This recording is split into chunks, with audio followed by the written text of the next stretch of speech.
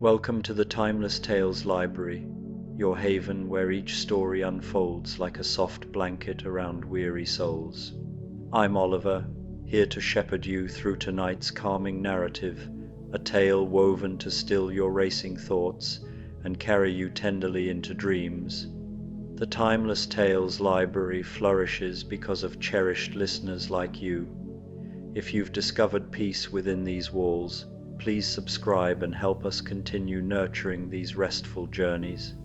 As you nestle into comfort, leave a comment sharing where you're listening from across our beautiful world tonight, and whisper to me a destination where you'd love a story to sweep you away, perhaps the misty highlands of Scotland, a starlit oasis in the Sahara, the floating markets of Thailand, or a hidden monastery in the Himalayas. Your wandering hearts fuel the magic that keeps our treasured library alive and glowing. Tonight's story is about a gentle tale of an enchanted railway journey where Edmond Dantès discovers that some destinations can only be reached by letting go of the past, aboard a train that travels not through landscapes but through forgiveness itself. Now, breathe deeply and let the day's weight slip from your shoulders like embers fading into the night. Tonight, you're not in your bed, you're entering the emberlit chamber of the Timeless Tales Library. This warm, intimate room glows with the soft light of countless tiny embers floating gently above, casting a golden hue over shelves carved from dark, polished wood. Each book pulses faintly, as if alive with stories of courage, mystery, and quiet triumphs. The air carries a hint of cedar and spice, soothing your senses. Sink into the comforting embrace of your mattress, your personal haven within this radiant chamber. Relax your legs, your arms, your brow. Let the gentle warmth of the embers wrap around you, easing your mind into stillness. Step closer to the shelves and feel the stories stir. Let the tales of the emberlit chamber guide you into a tranquil, glowing journey towards sleep. The Count of Monte Cristo, the midnight train to Château. The clock tower of Marseille chimed 11 times, each resounding peal a heavy echo of time and memory, as Edmond Dantès walked slowly through the cobblestone streets. His footsteps, once a confident stride, were now a hesitant scuff against the ancient stones, their sound muffled by the thick, lavender-scented evening air.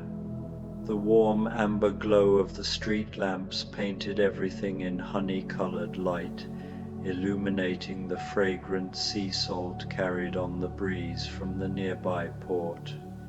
In his weathered hands, which had once commanded ships and fortunes, he carried a single piece of parchment.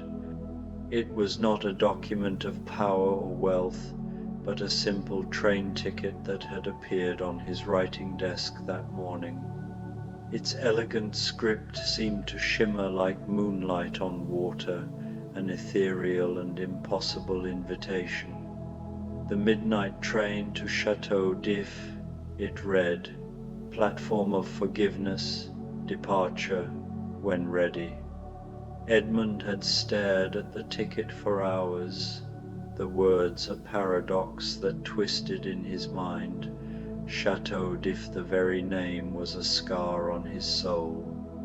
It was the fortress prison where his young, hopeful heart had been shattered and remade into something unrecognizable, a tool of vengeance and meticulous retribution. He had long since had his revenge on those who had wronged him. He had seen justice served in ways both terrible and complete, watching his enemies fall into ruin and despair, a satisfaction that had curdled into a cold and hollow peace. Yet here was this mysterious invitation, written in a hand that reminded him, with a pang of deep sorrow, of his dear Abbé Faria, though that gentle soul had passed on decades ago. The street seemed to guide him without conscious thought. He passed the bakery where the scent of warm bread still clung to the air, and the fountain where children's laughter from earlier in the day seemed to echo. As he walked, he noticed that the familiar streets of Marseille were becoming different, not changed, but as if he were seeing them through gauze or reflected in a still, tranquil pool. The buildings seemed taller and more graceful, their windows glowing with a warm, peachy light that spilled onto the cobblestones like liquid comfort. Flower boxes overflowed with night-blooming jasmine and pale roses that seemed to glow with their own gentle luminescence. Following the strange, compelling pull of the ticket in his hand, Edmond found himself approaching what should have been the old marketplace. Instead, he discovered an elegant, impossibly serene railway station that had not been there that morning. The building was constructed of cream-colored stone that seemed to absorb and reflect the moonlight, with arched windows that glowed softly gold. Above the entrance, carved in flowing script, were the words Gare de la Réconciliation, the station of reconciliation. Stepping through the massive doors, Edmond felt as though he were entering a dream. The station was vast and cathedral-like, with a vaulted ceiling painted in soft blues and silvers that moved like clouds across a twilight sky. The floors were made of smooth, pale marble that reflected everything like a still lake, creating the sensation of walking on water. Gentle music drifted through the air, not quite a melody, but something like the soft chime of a bell mixed with distant lullabies, a harmony that seemed to quiet the turmoil in his heart. The platform stretched before him, illuminated by old-fashioned gas lamps that cast warm pools of amber light. The air shimmered with what looked like golden dust motes, but when Edmond looked more closely, he realized they were tiny, luminous butterflies, their wings nearly transparent, fluttering lazily through the gentle warmth. And there, on the tracks that seemed to extend into a soft, silvery mist, stood the most beautiful train Edmond had ever seen. It was not made of iron or steel, but of polished rosewood and burnished brass, the material gleaming with an inner light. Its windows were like panes of stained glass, depicting not worldly scenes, but constellations and nebulae, shimmering with cosmic dust. Steam, fragrant with cinnamon and frankincense, billowed from its engine in soft white clouds, carrying with it a scent that reminded him of childhood Christmases. The nameplate on the side of the engine read, Le Pardon, written in the same elegant script as the ticket. Edmond drew closer, a sense of profound wonder slowly replacing the quiet melancholy that had been his constant companion for so long. He noticed that the train's cars had no doors, only arches filled with a soft swirling light. Curious, he reached out, and his hand passed through the light without resistance. He felt a fleeting warmth, a sense of peaceful release, as though a long-held tension had simply dissolved within him. Before one of the arches stood a figure, tall and gaunt, yet radiating an inner peace that was palpable even from a distance. The man was dressed in a long, simple robe and held a lantern whose light didn't flicker or waver. Edmond felt his heart lurch. The face was older, lined with time and wisdom, but it was unmistakably the face of Abbé Faria. "I had a feeling you would come," the abbé said, his voice a soft, low rumble like the turning of ancient pages. "The ticket was a gift from a friend of mine, a sort of cosmic ferryman, if you will." Edmond could only stare, his throat tight with emotion. "But I saw you die," he stammered, his words coming out in a rush. "I buried you myself in the sea." Abbé Faria smiled, a sad, gentle curve of his lips. "What you buried was a shell, my friend, a vessel that had completed its voyage. What you see now is a part of the journey itself." He gestured toward the train. "This is the midnight train to Château d'If, but it is not the prison you remember. This is the fortress of the heart, where all the ghosts of your past, both living and dead, await their own reconciliation. The departure is when ready. It is the destination, not the timing, that truly matters."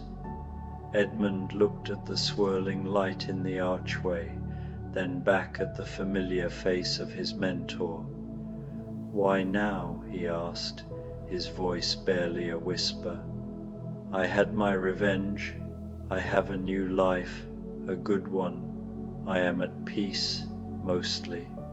"Are you?" the abbé asked, his gaze gentle but piercing. "Revenge is a cold meal, Edmond. It may fill an empty stomach for a time, but it offers no lasting nourishment. It is a hunger that can never truly be sated. You have spent a lifetime building an empire, a life of unparalleled power and wealth, but in that pursuit you lost a part of yourself, the young sailor who loved the sea and his fiancée and his father above all else." "I had no choice," Edmond retorted, a flash of the old fire in his eyes. "They took everything from me." "Did they?" the abbé countered softly. "Or did you give it away in your quest to make them pay?" Edmond fell silent. The words hung in the air like the fragrant steam from the train. He thought of his years as the Count of Monte Cristo, of the cruel satisfaction of watching his enemies fall, one by one. The death of Villefort's family, the public humiliation of Fernand Mondego, the slow, agonizing downfall of Danglars. He had believed it was justice, a perfect retribution for the injustice he had suffered. But the abbé was right. The taste of victory was hollow. The Count had vanquished his enemies, but Edmond Dantès still walked alone, his heart a fortified prison of its own making. "The ticket is an invitation to a different kind of justice," Abbé Faria said, as if reading his thoughts. "The justice of the soul. The forgiveness you seek isn't for them, but for yourself, for the man you had to become to survive." Edmond looked at the train again, at the soft, inviting light that swirled within its arches. He saw flashes within the light the face of Mercédès, beautiful and sad, the worried eyes of his father, the trembling hands of his young self holding a newly signed contract. "What will happen when I get on?" he asked. The abbé smiled. "That is the great mystery, my friend. It is the journey of the soul. But I can promise you this: you will find a different kind of freedom on the other side." With a final, meaningful nod, Abbé Faria melted back into the shadows, the lantern light remaining, suspended in the air. The train's engine let out a soft hiss, and the cinnamon and frankincense-scented steam thickened, swirling around Edmond. The midnight train to Château d'If stood ready, its destination a mystery, its promise a quiet hope. Edmond took one final look at the ethereal station and stepped through the swirling light. The world dissolved around him, and he was no longer a man of vengeance or power, but simply a passenger on the platform of forgiveness. It was not like the harsh, industrial locomotives Edmond had known from the modern world, those iron beasts that belched smoke and fire, and thundered across the land with the ruthless precision of machines born from coal and steel. No, this was something else entirely, a creation that seemed less a product of human industry and more a dream conjured by the night sky itself. The train stood before him as though it had rolled straight out of a constellation.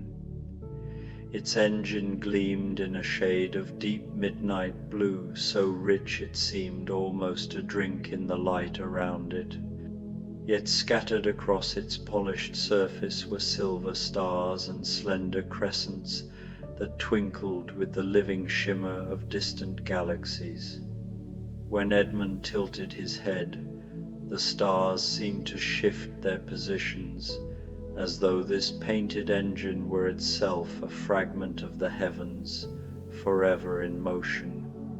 The cars that followed shimmered in colors more suited to dawn and twilight than to any workshop. One was a dusky lavender, soft and calming. Another glowed with the warmth of rose gold, like a sunset captured in metal, and yet another shone in cream, its polished sides catching the golden glow of the station's lanterns. Each car was not plain steel, but lovingly adorned, carved with swirling designs of vines, blossoms, and curling leaves that seemed impossibly alive. The vines trailed delicately across the surface, their etched leaves trembling as though stirred by a breeze Edmond could not feel, and the carved flowers opened and closed in slow motion, as if the train itself breathed. From the tall windows came a steady glow of honey-colored light, soft and welcoming, like the flicker of candles in a warm home. That light pulsed gently, as if keeping time with the heartbeat of the train. Shadows shifted across the glass, silhouettes of figures within passengers who spoke in low, comforting tones. Edmond heard the faint ripple of conversation, punctuated by laughter that was neither rowdy nor sharp, but mellow, tender, the kind of sound that eased burdens rather than added to them. For a moment, he could almost believe the train was not a machine at all, but a sanctuary set on wheels, carrying those who entered it toward peace. Monsieur Dantès? The voice broke softly across his reverie, warm, cultured, and touched by the gentle lilt of an Italian accent. Edmond turned, and his heart stumbled in his chest. Standing beside him, as vivid and undeniable as the glowing train itself, was Abbé Faria. The old priest looked just as Edmond remembered him from their years of confinement in the château. If his sharp eyes, his kindly smile, the delicate hands that had once sketched diagrams into the dust of a prison floor.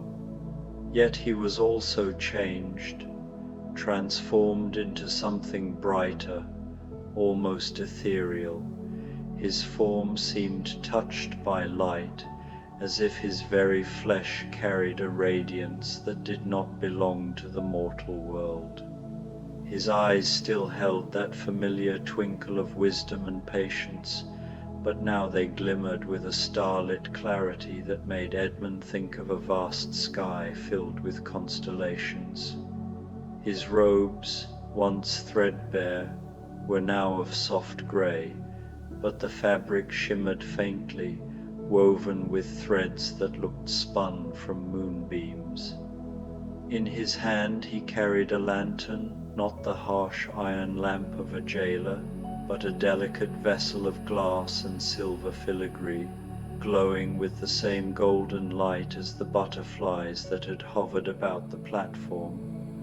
It did not shine with heat or glare, but with a gentle luminescence that comforted rather than blinded.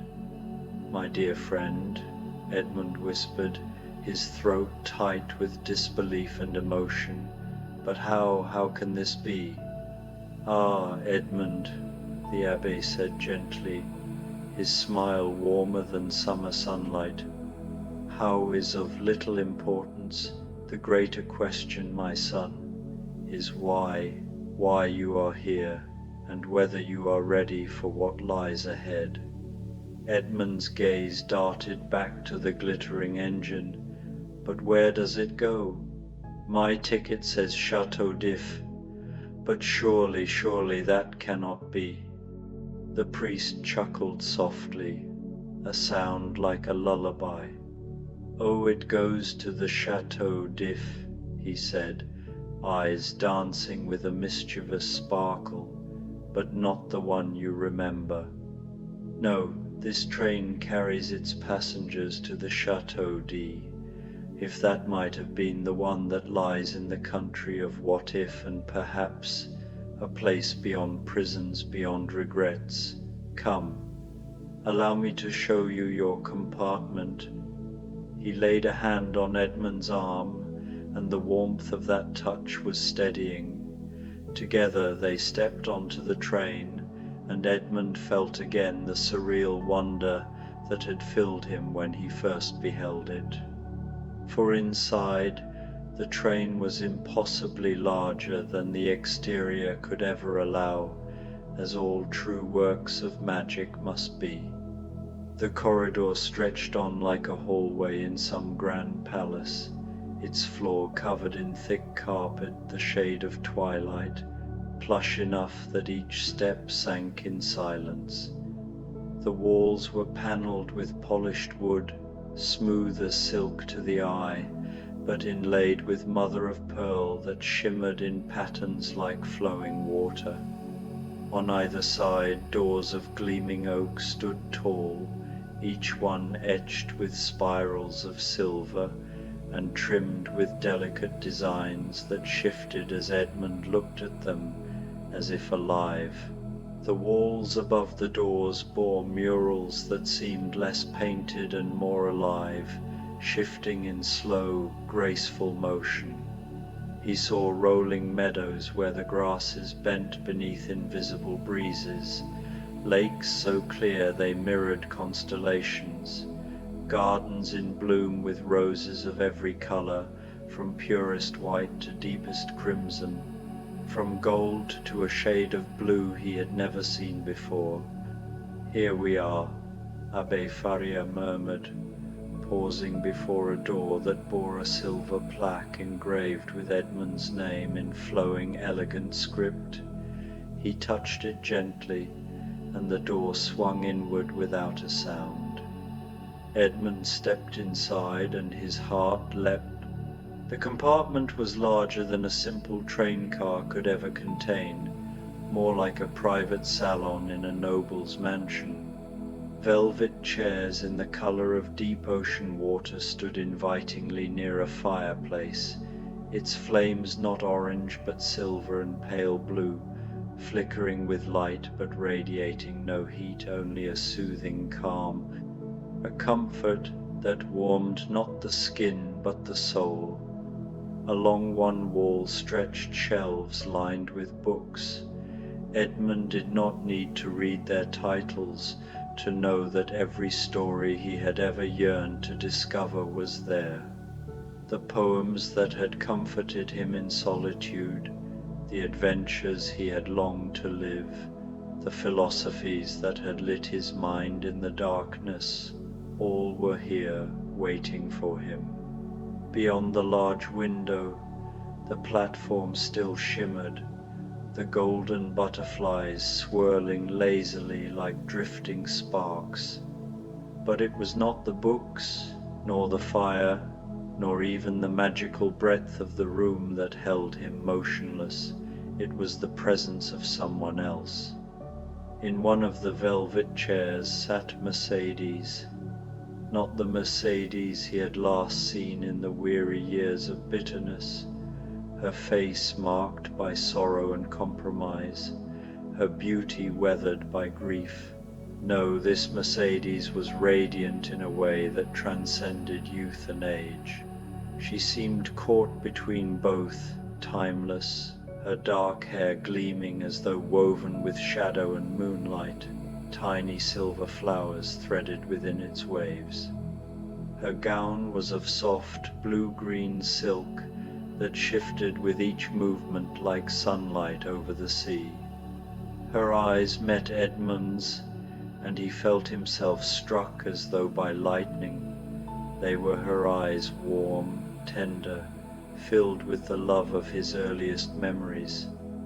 But there was more, not innocence, but wisdom, not naivety, but understanding. They held not only the laughter of youth, but the quiet acceptance of one who had lived, lost, and learned. For the first time in what felt like centuries, Edmond felt both seen and forgiven. "Edmond," she said softly, rising to greet him, "I wondered when you might join us."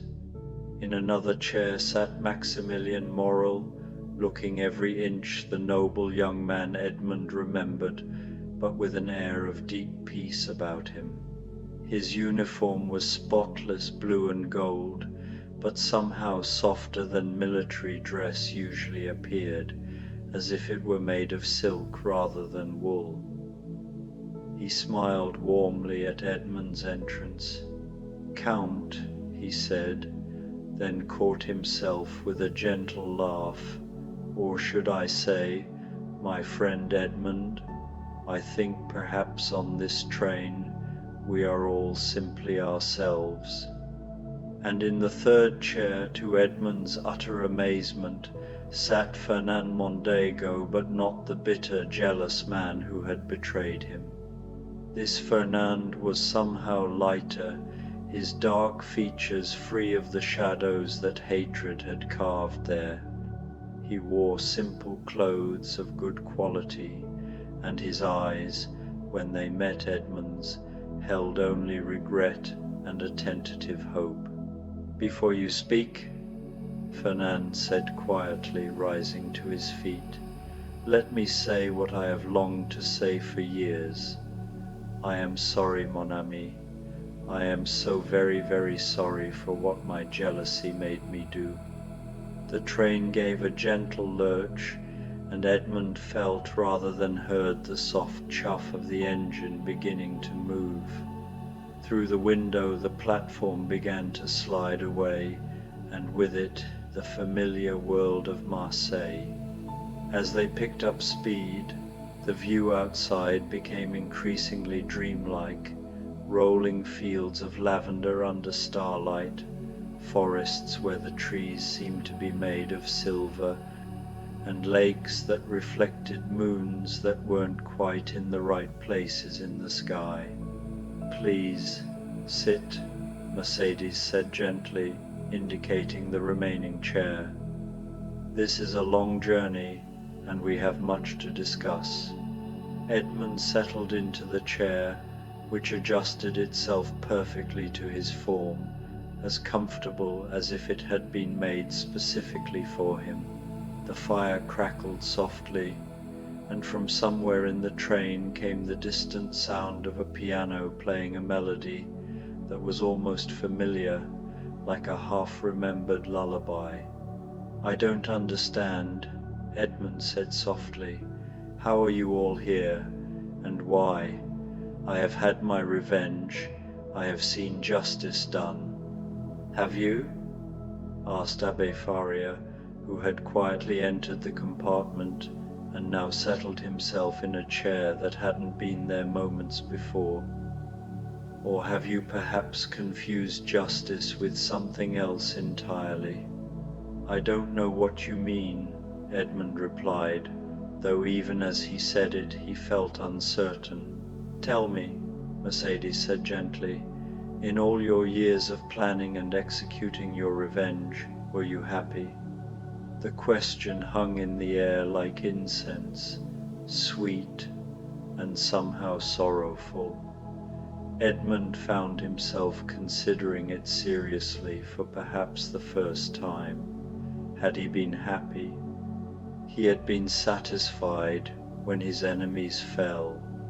He had felt vindicated when wrongs were righted, but happy? "I was justified," he said finally. "Ah," Maximilian said softly, "but that's not the same thing, is it?" Outside the window the landscape had become even more fantastic. They were passing through what looked like a valley filled with enormous flowers that glowed like lanterns, roses the size of houses in shades of coral and cream, lilies that stretched towards stars arranged in unfamiliar constellations. The air that drifted through a slightly open window carried the scent of every beautiful thing Edmond had ever smelled: his mother's perfume, fresh bread, ocean spray, the leather binding of beloved books. "Where are we going exactly?" Edmond asked. "To the Château d'If," Fernand replied, but as Abbe Faria said, not the one you remember. "This train travels through the country of possibility, where all the choices we didn't make, all the words we didn't say, all the forgiveness we didn't offer, still exist. I spent 14 years in prison because of the choices you made," Edmond said to Fernand, though somehow the words came out more sad than angry. "I know," Fernand replied simply, "and I have spent every day since regretting it. But Edmond, in this place, in this time between times, I can ask you something I could never ask in life. Will you tell me about those 14 years? You want to know about my suffering?" Edmond's voice was incredulous. "I want to understand it," Fernand said quietly. "I want to carry the weight of what my actions caused, because perhaps if I understand the full measure of what I cost you, I can begin to make amends." Mercedes leaned forward, her eyes gentle but serious. "And perhaps, Edmond, if you speak of it here, in this safe place to those who love you, you might find that the burden becomes lighter when shared." The train swayed gently as it took a curve, and through the window Edmond could see they were now traveling along what appeared to be a coastline. But this was no ordinary sea. The water was deep purple under the strange stars, and it was filled with points of light that might have been reflected stars or might have been something else entirely. Islands dotted the water, each one covered in glowing forests or crowned with castles made of crystal that chimed softly in harmonies as they passed. "Tell us," Abbe Faria said gently, "tell us what it was like." And somehow, in the warmth and safety of the compartment, with the gentle rocking of the train and the soft light of the impossible fire, Edmond found that he could. The words came slowly at first, then faster, as if a dam had broken. He told them about the darkness, about the despair that had nearly consumed him, about the slow death of hope and the birth of hatred. He spoke of learning from Faria, of the gradual building of his plans for revenge, of the cold satisfaction that had sustained him for so many years. As he spoke, he noticed that tears were streaming down Fernand's face, and Mercedes was holding her hands to her heart as if in physical pain. Even Maximilian, who had suffered his own sorrows, looked stricken. "My friend," Fernand whispered when Edmond finally fell silent, "I had no idea. I knew it was wrong, what I did, but I told myself you were young, that you would recover, that perhaps a few months in prison would only. I never imagined." "The heart that seeks revenge," Abbe Faria said gently, "carries its own prison with it always. Even after the revenge is complete, the bars remain." "But what else could I have done?" Edmond asked. "Let injustice stand? Allow wrong to go unpunished?" "Those are not the only choices," Mercedes said softly. She rose from her chair and went to a small writing desk that had appeared near the window while they were talking. From one of its drawers, she withdrew what looked like a photograph, though photographs had not been invented when Edmond was young. She handed it to him, and he saw that it showed himself, but not as he was or had been. In the image, he was standing in a garden filled with children, laughing as they chased butterflies among roses. His face was peaceful, free of the lines that years of plotting had carved there. Beside him stood Mercedes, and they both looked older, but their eyes held a happiness that seemed to glow. "What is this?" he whispered. "What might have been," she replied, "if you had chosen differently, if instead of revenge you had chosen to live." "But how could I live with the injustice?" "By creating justice through living well," Maximilian said gently. "By helping others, by loving deeply, by being the man you were meant to be rather than the man your pain made you become." The train was slowing now, and looking out the window, Edmond could see their destination approaching. But this Château bore no resemblance to the fortress prison he remembered.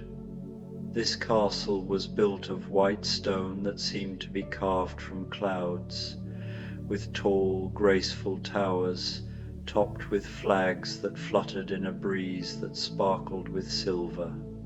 Gardens surrounded it, filled with every beautiful flower that had ever grown, and paths of pearl-white sand wound between fountains that sparkled with water that looked like liquid starlight.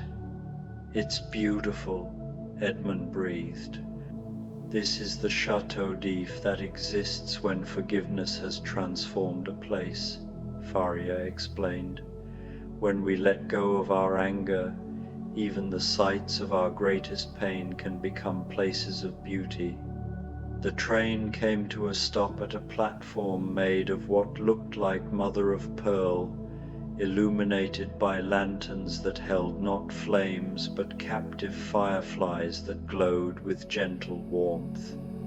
As they disembarked, Edmond noticed that other passengers were leaving the train as well, people he didn't recognize, but who all had the same look of wonder and peace that he suspected he wore himself. "Come," Mercedes said, taking his arm. "Let us walk in the gardens." They strolled together along the pearl sand paths, the five of them walking slowly and speaking in quiet voices. The gardens were filled with impossible wonders, roses that sang soft lullabies when the breeze touched them, fountains that sparkled with water in every color imaginable, trees whose leaves were pages from beautiful books that rustled with poetry when they moved. "I spent so many years hating. Edmond said as they paused beside a fountain whose water seemed to be made of liquid silver. I don't know how to stop. You don't stop all at once, Faria said gently. Forgiveness is not a moment, it's a journey. Like this train ride, you don't arrive all at once. You travel there slowly, seeing new landscapes along the way. But how do I begin? Fernand stepped forward, his hands clasped nervously. Perhaps you could begin by allowing me to try to earn it? I know I can never undo what I did, but if you could give me the chance to try to make amends. Edmond looked at his old friend, the man who had been his betrayer, but who was also the companion of his youth, the one who had shared his dreams before jealousy poisoned everything between them. In this place, in this soft light, he could see not just what Fernand had become, but what he had once been, and what he might yet become again. I think I would like that, Edmond said softly, and was surprised to find that he meant it. Mercedes smiled, and the expression was like sunrise over calm water. And perhaps, she said gently, you might also forgive yourself. Myself, for the years you spent in darkness, for the choices you made in pain, for being human in an impossible situation. She touched his hand lightly. You were so young, Edmond, and you were so hurt. Perhaps it's time to have compassion for that young man who suffered so much. They had reached the castle itself, and Edmond could see that it was not really a fortress at all, but a palace of dreams. The walls were covered in climbing roses that bloomed in every color, and the windows glowed with warm, welcoming light. Above the entrance was carved a message in flowing script. Here all are welcome. Here all are forgiven. Here all may begin again. Will you stay? Faria asked gently. Edmond looked around at the gardens, at the castle, at his friends who waited patiently for his answer. He thought of all the years he had spent carrying anger like a stone in his chest, of all the beauty he had missed while his eyes were fixed on revenge, of all the love he had pushed away because his heart was too full of hate to make room for anything else. I think, he said slowly, I would like to learn how. As they walked toward the castle, the train behind them began to glow more brightly, and Edmond could see that new passengers were boarding other souls, perhaps, who were ready to take their own journeys toward forgiveness. The engine chuffed softly, and with a gentle whistle that sounded like wind chimes, it began to move again, carrying its precious cargo of seekers back into the dreaming night. Inside the castle, Edmond found rooms filled with soft light and comfortable chairs, libraries full of books that contained all the wisdom of forgiveness, and windows that looked out on landscapes that changed with the watcher's mood, sometimes peaceful meadows, sometimes calming seas, sometimes simply the star-filled darkness of a sky full of possibilities. He settled into a chair near one of these windows, and Mercedes sat beside him while Maximilian found a book and began to read aloud poetry that spoke of second chances and new beginnings. Fernand sat across from them, and in his eyes, Edmond could see the first tentative signs of hope.